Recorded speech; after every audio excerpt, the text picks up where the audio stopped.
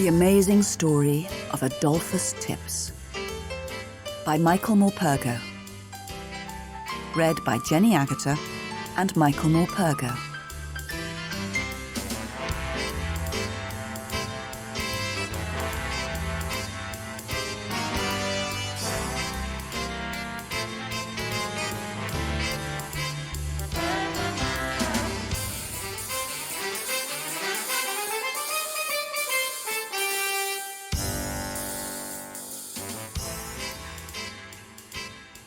I first read Grandma's letter over 10 years ago, when I was 12. It was the kind of letter you don't forget. I remember I read it over and over again to be sure I'd understood it right. Soon everyone else at home had read it too. "Well, I'm gobsmacked," my father said. "She's unbelievable," said my mother. Grandma rang up later that evening. "Bowie, is that you, dear? It's Grandma here." It was Grandma who had first called me Bowie. Apparently Bowie was the first word she ever heard me speak. My real name is Michael, but she's never called me that. "You've read it then?" she went on. "Yes, Grandma." "Is it true? All of it?" "Of course it is," she said with a distant echoing chuckle. "Blame it on the cat if you like, Bowie. But remember one thing, dear.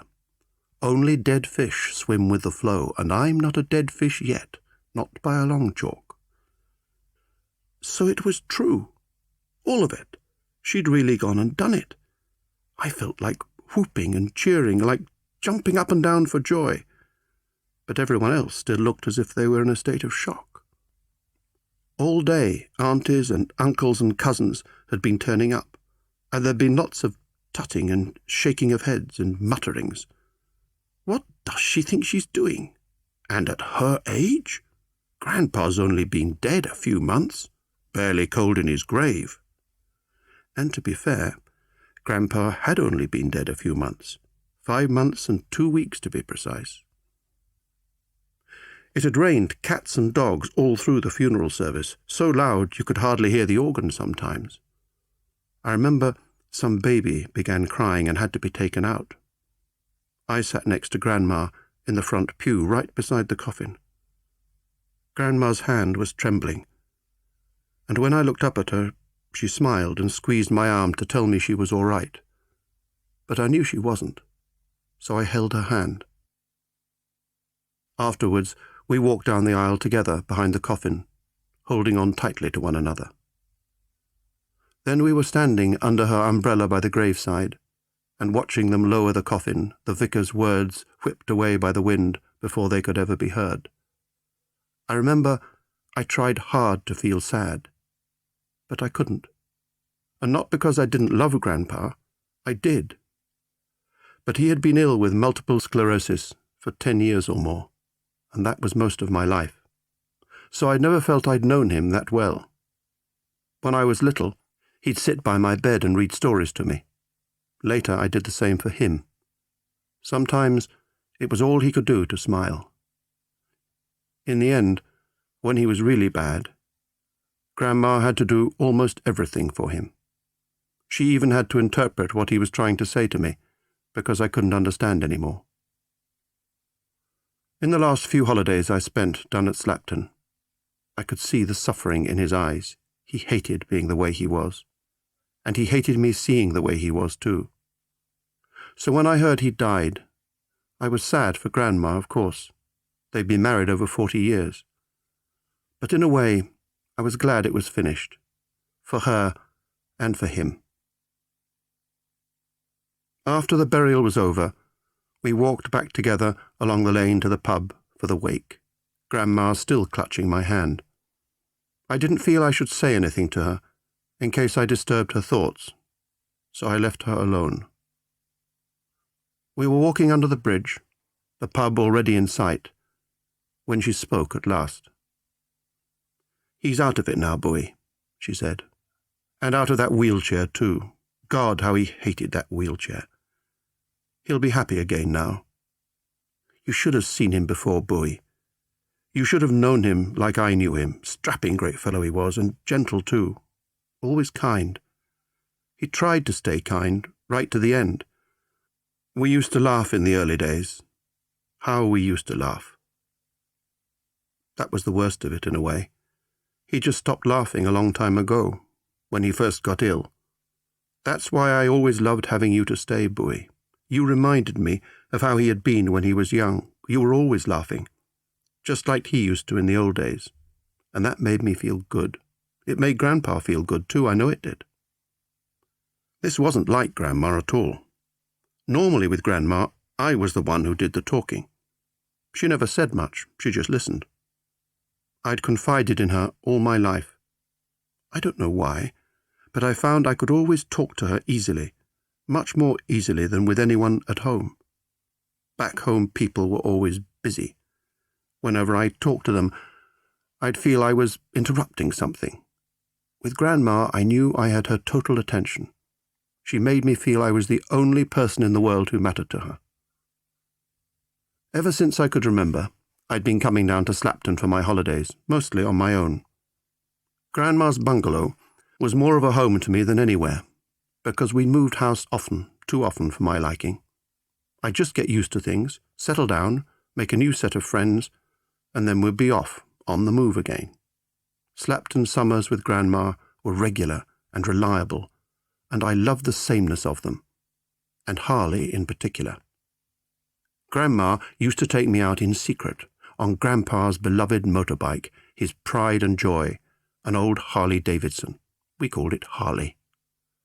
Before Grandpa became ill, they would go out on Harley whenever they could, which wasn't often. She told me once those were the happiest times they'd had together. Now that he was too ill to take her out on Harley, she'd take me instead. We'd tell Grandpa all about it, of course, and he liked to hear exactly where we'd been, what field we'd stopped in for our picnic, and how fast we'd gone. I'd relive it for him, and he loved that. But we never told my family. It was to be our secret, Grandma said, because if anyone back home ever got to know she took me out on Harley, they'd never let me come to stay again. She was right, too. I had the impression that neither my father, her own son, nor my mother really saw eye to eye with Grandma. They always thought she was a bit stubborn, eccentric, irresponsible even. They'd be sure to think that my going out on Harley with her was far too dangerous. But it wasn't. I never felt unsafe on Harley, no matter how fast we went. The faster the better. When we got back, breathless with excitement, our faces numb from the wind, she'd always say the same thing. Supreme, Bowie. Wasn't that just supreme? When we weren't out on Harley, we'd go on long walks down to the beach and fly kites. And on the way back we'd watch the moorhens and coots and herons on Slapton Lee. We saw a bittern once. Isn't that supreme? Grandma whispered in my ear. Supreme was always her favourite word for anything she loved, for motorbikes or birds or lavender. The house always smelt of lavender. Grandma adored the smell of it, the colour of it. Her soap was always lavender, and there was a sachet in every wardrobe and chest of drawers, to keep the moths away, she said. Best of all, even better than clinging on to Grandma as we whizzed down the deep lanes on Harley, were the wild and windy days when the two of us would stomp noisily along the pebble beach of Slapton Sands, clutching on to one another so we didn't get blown away. We could never be gone for long, though, because of Grandpa. He was happy enough to be left on his own for a while, but only if there was sport on the television. So we would generally go off for our ride on Harley or on one of our walks when there was a cricket match on, or rugby. He liked rugby best. He had been good at it himself when he was younger, very good, Grandma said proudly. He'd even played for Devon from time to time, whenever he could get away from the farm, that is. Grandma had told me a little about the busy life they'd had before I was born, up on the farm. She'd taken me up there to show me. So I knew how they'd milked a herd of 60 South Devon cows, and that Grandpa had gone on working as long as he could. In the end, as his illness took hold, and he couldn't go up and down stairs any more, they'd had to sell up the farm and the animals, and move into the bungalow down in Slapton village. Mostly, though, She'd want to talk about me, ask about me, and she really wanted to know too. Maybe it was because I was her only grandson. She never seemed to judge me either, so there was nothing I didn't tell her about my life at home, or my friends, or my worries. She never gave advice. She just listened. Once, I remember, she told me that whenever I came to stay, it made her feel younger. "The older I get," she said, "the more I want to be young. That's why I loved going out on Harley. And I'm going to go on being young till I drop, no matter what." I understood well enough what she meant by no matter what. Each time I'd gone down in the last couple of years before Grandpa died, she had looked more grey and weary. I would often hear my father pleading with her to have Grandpa put into a nursing home, that she couldn't go on looking after him on her own any longer. Sometimes the pleading sounded more like bullying to me, and I wished he'd stop. Anyway, Grandma wouldn't hear of it. She did have a nurse who came in to bath Grandpa each day now, but Grandma had to do the rest all by herself, and she was becoming exhausted. More and more of my walks along the beach were alone nowadays. We couldn't go out on Harley at all. She couldn't leave Grandpa even for 10 minutes without him fretting, without her worrying about him. But after Grandpa was in bed, we would either play Scrabble, which she would let me win sometimes, or we'd talk on late into the night. Or rather, I would talk, and she would listen. Over the years, I reckon I must have given Grandma a running commentary on just about my entire life, from the first moment I could speak, all the way through my childhood. But now, after Grandpa's funeral, as we walked together down the road to the pub with everyone following behind us, it was her turn to do the talking, and she was talking about herself, talking 19 to the dozen as she'd never talked before. Suddenly, I was the listener. The wake in the pub was crowded, and of course everyone wanted to speak to Grandma, so we didn't get a chance to talk again that day, not alone. I was playing waiter with the tea and coffee and plates of quiches and cakes. When we left for home that evening, Grandma hugged me especially tight, and afterwards she touched my cheek, as she'd always done when she was saying good night to me before she switched off the light. She wasn't crying, not quite. She whispered to me as she held me, "Don't you worry about me, Bowie dear," she said. "There's times it's good to be on your own. I'll go for rides on Harley. Harley will help me feel better. I'll be fine." So we drove away and left her with the silence of her empty house all around her. A few weeks later, she came to us for Christmas, but she seemed very distant, almost as if she were lost inside herself, there, but not there somehow. I thought she must still be grieving, and I knew that was private, so I left her alone, and we didn't talk much. Yet strangely, she didn't seem too sad. In fact, she looked serene, very calm and still, a dreamy smile on her face, as if she was happy enough to be there, just so long as she didn't have to join in too much. I'd often find her sitting there and gazing into space, remembering a Christmas with Grandpa, perhaps, I thought, or maybe a Christmas down on the farm when she was growing up. On Christmas Day itself, after lunch, she said she wanted to go for a walk, so we went off to the park, just the two of us. We were sitting watching the ducks on the pond when she told me. "I'm going away, Bowie," she said. "It'll be in the new year, just for a while." "Where to?" I asked her. "I'll tell you when I get there," she replied. "Promise, I'll send you a letter." She wouldn't tell me any more, no matter how much I badgered her. We took her to the station a couple of days later and waved her off. Then there was silence. No letter, no postcard, no phone call. A week went by, a fortnight. No one else seemed to be that concerned about her, but I was. We all knew she'd gone travelling. She'd made no secret of it, although she'd told no one where she was going. But she had promised to write to me, and nothing had come. Grandma never broke her promises, never. Something had gone wrong, I was sure of it. Then one Saturday morning, I picked up the post from the front door mat. There was one for me. I recognized her handwriting at once. The envelope was quite heavy, too. Everyone else was soon busy reading their own post, but I wanted to open Grandma's envelope in private. So I ran upstairs to my room, sat on the bed, and opened it. I pulled out what looked more like a manuscript than a letter, about 30 or 40 pages long at least, closely typed.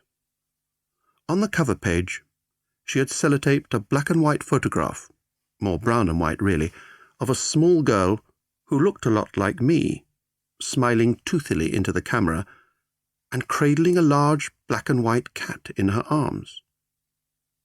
There was a title: The Amazing Story of Adolphus Tips, with her name underneath, Lily Tregenza. Attached to the manuscript, by a large multicoloured paperclip, was this letter. Dearest Bowie, this is the only way I could think of to explain to you properly why I've done what I've done. I'll have told you some of this already over the years, but now I want you to know the whole story. Some people will think I'm mad, perhaps most people. I don't mind that.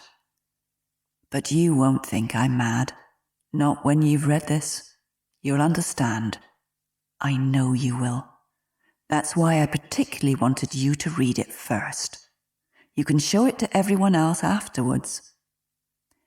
I'll phone soon, when you're over the surprise. When I was about your age, and by the way, that's me on the front cover with tips, I used to keep a diary. I was an only child, so I'd talk to myself in my diary. It was company for me, almost like a friend. So what you'll be reading is the story of my life as it happened, beginning in the autumn of 1943, during the Second World War, when I was growing up on the family farm. I'll be honest with you, I've done quite a lot of editing. I've left bits out here and there because some of it was too private, or too boring, or too long. I used to write pages and pages sometimes, just talking to myself, rambling on. The surprise comes right at the very end. So don't cheat, Bowie. Don't look at the end. Let it be a surprise for you, as it still is for me. Lots of love, Grandma. P.S. Harry must be feeling very lonely all on his own in the garage. We'll go for a ride as soon as I get back, as soon as you come to visit. Promise.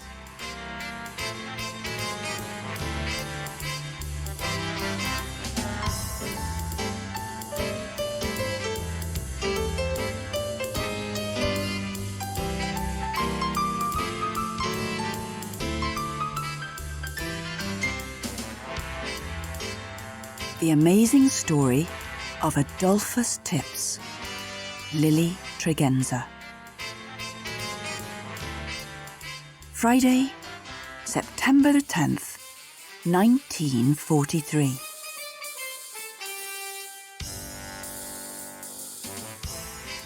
I've been back at school a whole week now. When Miss McAllister left at the end of last term, I was cock-a-hoop. I like that word. We all were. She was a witch. I'm sure she was. I thought everything would be tickety-boo. I like that word too. Just perfect. And I was so much looking forward to school without her. And who do we get as a head teacher instead? Mrs. Bloomers Bloomfeld. She's all smiles on the outside, but underneath she's an even worser witch than Miss McAllister. I know I'm not supposed to say worser, but it sounds worser than worse, so I'm using it. So there.